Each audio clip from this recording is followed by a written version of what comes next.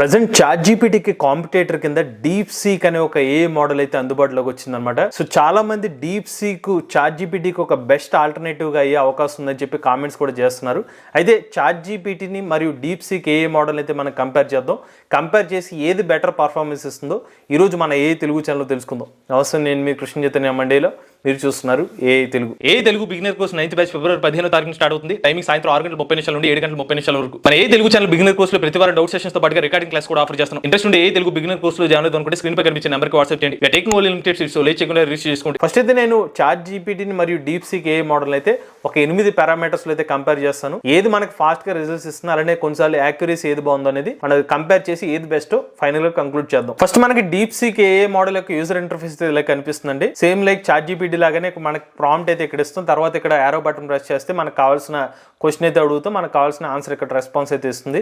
Chat GPT కూడా మనకు తెలిసింది, చాలా మందికి బాగా ఫెమిలియర్ అనమాట. ఇది మీకు కావాల్సిన ప్రాంప్ట్ ఇచ్చిన తర్వాత ఎంటర్ ప్రెస్ చేస్తే మనకు కావాల్సిన అవుట్పుట్ అయితే వస్తుంది అనమాట. సో ఈ రెండింటికి కూడా మనకి జీమెయిల్ ఐడితో అయితే అకౌంట్ అయితే క్రియేట్ చేసుకోవాలి. దాని తర్వాత మీరు అయితే వాడుకోవచ్చు.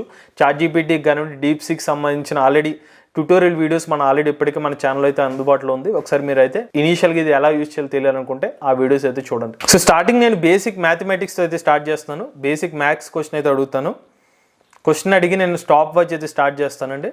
దానికన్నా ముందు నేను ఇంటర్నెట్ స్పీడ్ని కూడా చెక్ చేస్తాను.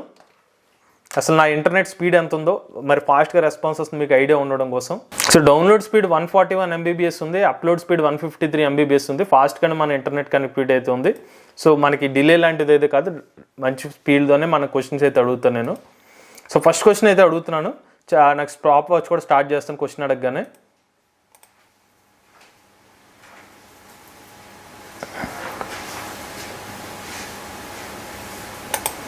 సో ఆన్సర్ చెప్పడానికి ఆల్మోస్ట్ మనకి 8 సెకండ్లు అయితే తీసుకుందనమాట. సో దానికి 346 ఆన్సర్ చెప్పింది. ఎందుకు మరి చైనీస్ భాషలో అవుట్పుట్ ఇచ్చిందంటే ఇది చైనా వాళ్ళు డెవలప్ చేసిన మోడల్ అనమాట. నిజమేనండి, ఎందుకంటే నేను ప్రొఫైల్లో కూడా ఆల్రెడీ సెట్టింగ్స్ కూడా పెట్టాను అనమాట. ఇంగ్లీష్లోనే అవుట్పుట్ రావాలని అలా పెట్టినా కూడా చాలాసార్లు ఇది నేను 2-3 సార్లు టెస్ట్ చేసినా కూడా ఇంగ్లీష్లోకి మార్చినా కూడా చైనీస్లోనే అవుట్పుట్ అయితే ఇస్తుంది. సో నేను ఇంగ్లీష్లోకి అయితే పెట్టాను ఇప్పుడు. సో సేమ్ అది ఇంగ్లీష్లో అవుట్పుట్ ఇస్తుంది. మరి చెక్ చేద్దాం నెక్స్ట్ అవుట్పుట్ అయినా ఇంగ్లీష్లో ఇస్తుందా చైనీస్లో ఇస్తుందో చూద్దాం. సో ఫస్ట్ క్వశ్చన్కి మనకి డీప్ సీక్ వచ్చి 8 సెకండ్స్ అయితే తీసుకుంది. చాట్ జీపీటీని కూడా సేమ్ క్వశ్చన్ అయితే అడుగుతున్నాను. మనకు కరెక్ట్గా 2 సెకండ్స్లో చాట్ జీపీటీ అయితే ఆన్సర్ చేస్తుంది అనమాట. ఫాస్ట్గా అయితే ఉంది. సేమ్ ఇది కొంచెం మన కాంప్లికేటెడ్ మ్యాథ్స్ అయితే కొంచెం ఒక పెద్ద క్వశ్చన్ అయితే అడుగుతాను నేను. సో 22246 + 957786 ఈ క్వశ్చన్కి ఆన్సర్ ఏమిస్తుందో చూద్దాం. సో డీప్ సీక్ని అడిగాను ఫస్ట్.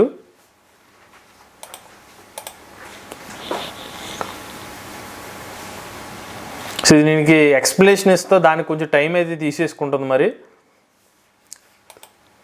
సో మనకి 10 సెకండ్స్ టైం తీసుకుంది. 980,032 అనే ఆన్సర్ అయితే ఇచ్చింది. మనకి ఎగ్జాక్ట్గా 10 సెకండ్స్ టైం పట్టింది అనమాట. ఇప్పుడు చాట్ జీపీటీని సేమ్ క్వశ్చన్ అడుగుతాను నేను.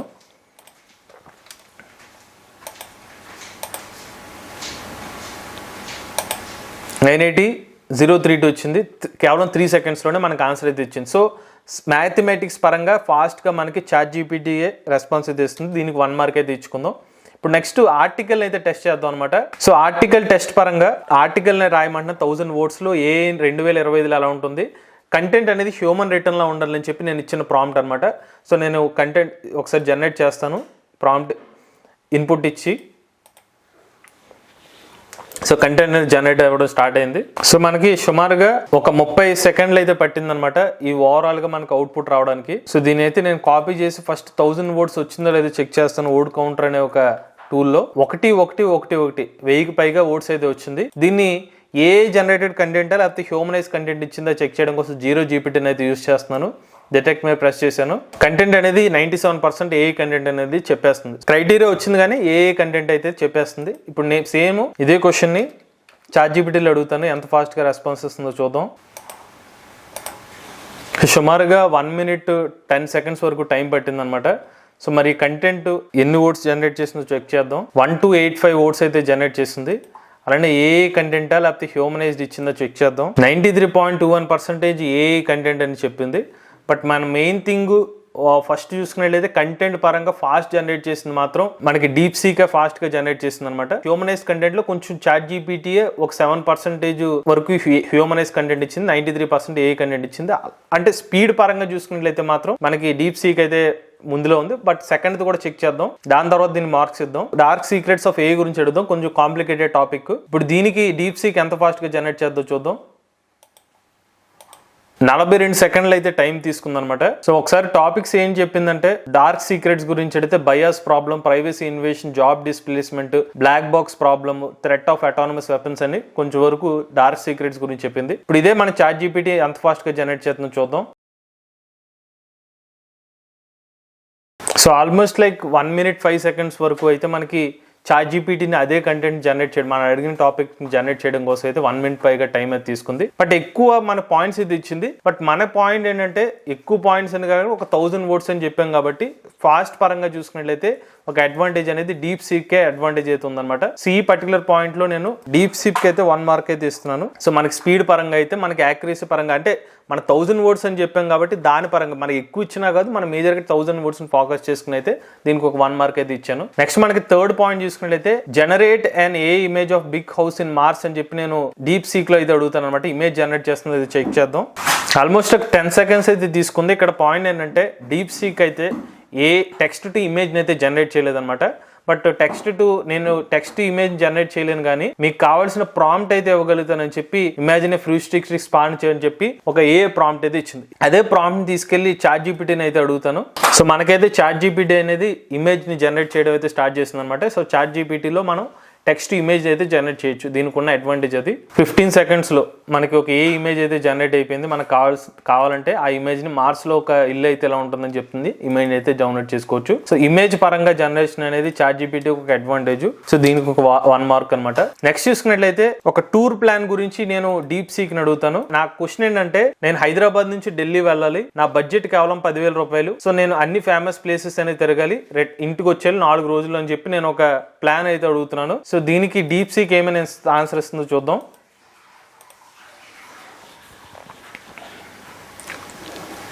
ఛాలెంజింగే, కాకపోతే కేర్ఫుల్ ప్లానింగ్ చేస్తే 4 రోజులు వెళ్ళిపోవచ్చు అని చెప్తే ట్రావెలింగ్ వచ్చి స్లీపర్ ఏసీ బస్సు 1200 నుంచి 1500 రూపాయలు అయిపోతుంది.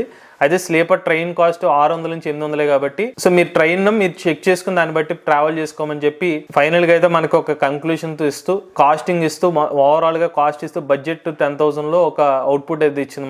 మనకు ఒక 30 సెకండ్ల టైంలో మనకు కావాల్సిన జనరేషన్ అయితే ఇచ్చింది అనమాట. ఢిల్లీని ఎలా ఎక్స్ప్రెస్, రెడ్ ఫోర్ట్, జామా మసీదు, Chandni Chowk, Raj ghat, Akshardham temple, so India gate, దానికి సంబంధించిన ట్రాన్స్పోర్టేషన్ ఎంతకు వచ్చేది అనేది ఒక ఇన్ఫర్మేషన్ ఇచ్చింది 30 seconds లో. ఇప్పుడు చాట్ జీపీటీని కూడా మనం అయితే అడుగుదాం అనమాట. సేమ్ క్వశ్చన్, ఇది ఎంత ఫాస్ట్ గా రెస్పాన్స్ ఇస్తుందో చెక్ చేద్దాం.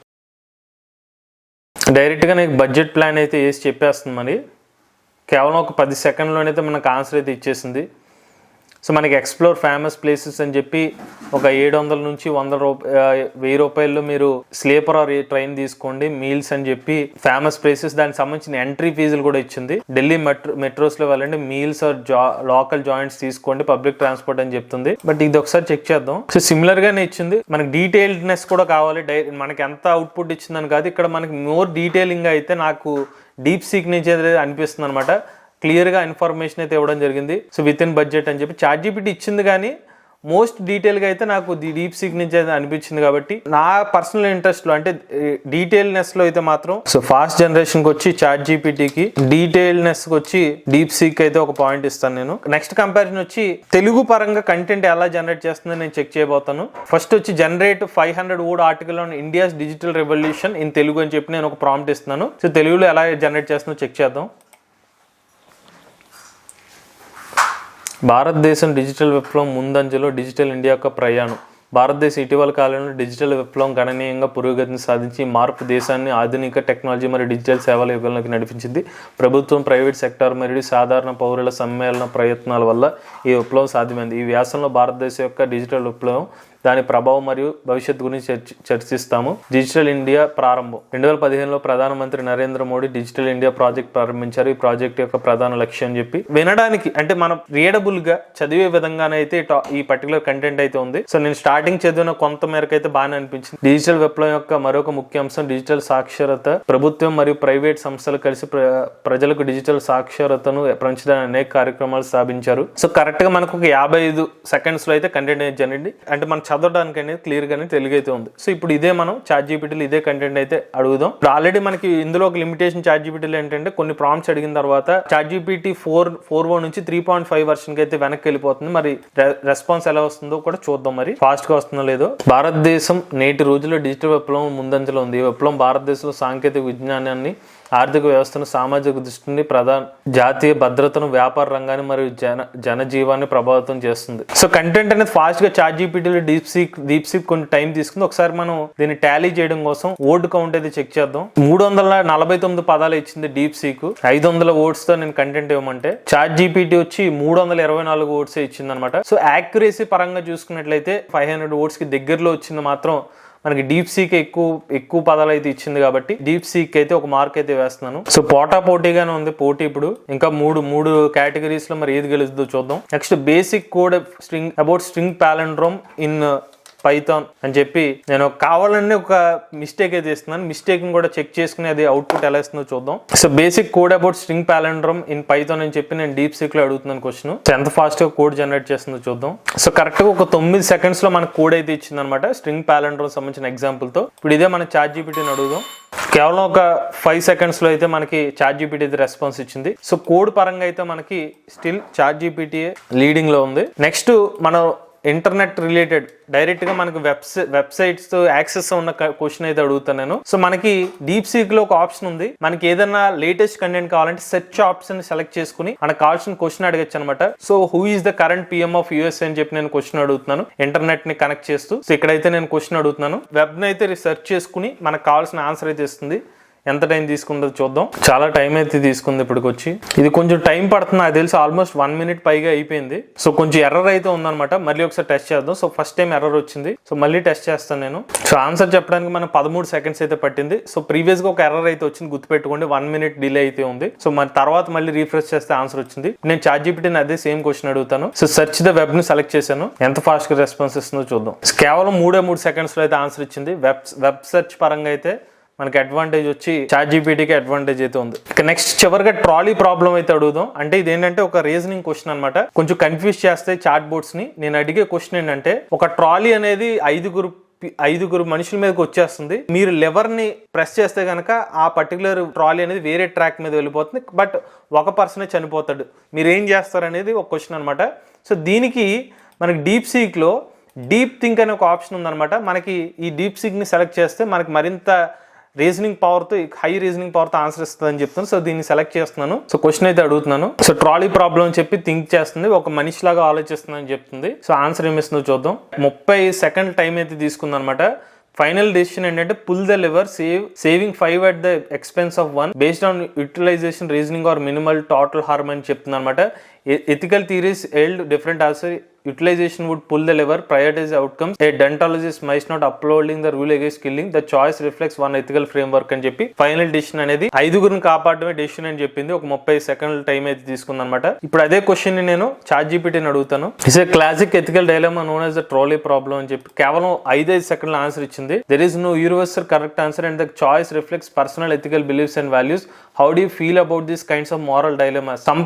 Some might feel a utilization approach which would suggest pulling the lever to minimize the overall harm by saving 5 lives at the one cost. Other might follow a deontological perspective. So ఇక్కడ నేను దీనికి ChatGPT తెలివిగా ఏమని చెప్పిందంటే దీనికి universal correct answer లేదని చెప్పి వదిలేసింది. బట్ అట్లీస్ట్ మన డీప్ సీక్ లో ఒక కంప్లీట్ క్లారిఫికేషన్ ఇస్తే ఇలా ఆలోచించి మినిమైజేషన్ ఆఫ్ లైఫ్స్ ని సేవ్ చేయడం కోసం నేను ఒక డెసిషన్ అనేది డీప్ సీక్ తీసుకోగలిగింది రీజనింగ్ పరంగా.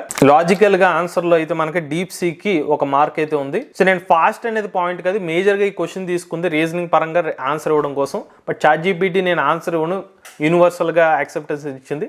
బట్ అట్లీస్ట్ ఇది మనకు ఒక ఆన్సర్ అయితే ఇచ్చింది కాబట్టి దీన్ని అయితే పరిగణలో తీసుకున్నాం. బట్ ఓవరాల్ గా మనం మార్క్స్ చూసుకున్నట్లయితే 8 పారామీటర్స్ కి ChatGPTకి 1, 2, 3, 3, 4 మొత్తం 5 మార్క్స్ అయితే చాట్ జీపీటీకి వచ్చినాయి. నెక్స్ట్ మనకి డీప్ సీక్ ఎన్ని మార్క్స్ వచ్చినాయి అంటే 1, డీప్ సీక్ అయితే 4 మార్కులు వచ్చింది. బట్ ఎడ్జ్ లో అయితే మనకి చాట్ జీపీటీ అయితే విన్నర్ గా అయితే నిలిచింది. యాక్చువల్ గా స్పీడ్ నే నేను మేజర్ గా టాస్క్ లో తీసుకుంటే గనక చాట్ జీపీటీ అల్టిమేట్ విన్నర్ అయ్యి ఉండేది. బట్ నేను యాక్యురసీ పాయింట్ ఆఫ్ వ్యూలో మన అడిగిన క్వశ్చన్ కి నియరెస్ట్ గా ఆన్సర్ ఇచ్చిన పాయింట్ ఆఫ్ వ్యూలో నేను డీప్ సీక్ అయితే తీసుకున్నాను. స్పీడ్ పాయింట్ ఆఫ్ వ్యూలో చూసుకున్న చాట్ జీపీటీ మరింత అల్టిమేట్ విన్నర్ అయ్యే అవకాశం ఉంది. బట్ ఓవరాల్ గా చూసుకుంటే మాత్రం కాంపిటీషన్ పరంగా డీప్ సీక్ కూడా కొత్తగా మోడల్ అయినప్పటికీ, కేవలం 2 months ట్రైనింగ్ అయిన మోడల్ అయినప్పటికీ చాట్ జీపీటీకి మంచి కాంపిటీషన్ ఇచ్చే అవకాశం ఉన్నట్టుగా దీని కంపారిజన్ అయితే తెలిసింది. మరి మీరు కూడా ఈ పర్టికులర్ మోడల్స్ అయితే టెస్ట్ చేయండి. మీకు ఎలా అనిపించింది ఈ మోడల్స్ నుంచి మీ అభిప్రాయాన్ని కామెంట్ రూపంలో చెప్పండి. లేటెస్ట్ ఏ కనుక ఏ తెలుగు ఛానల్ సబ్స్క్రైబ్ చేసుకోండి.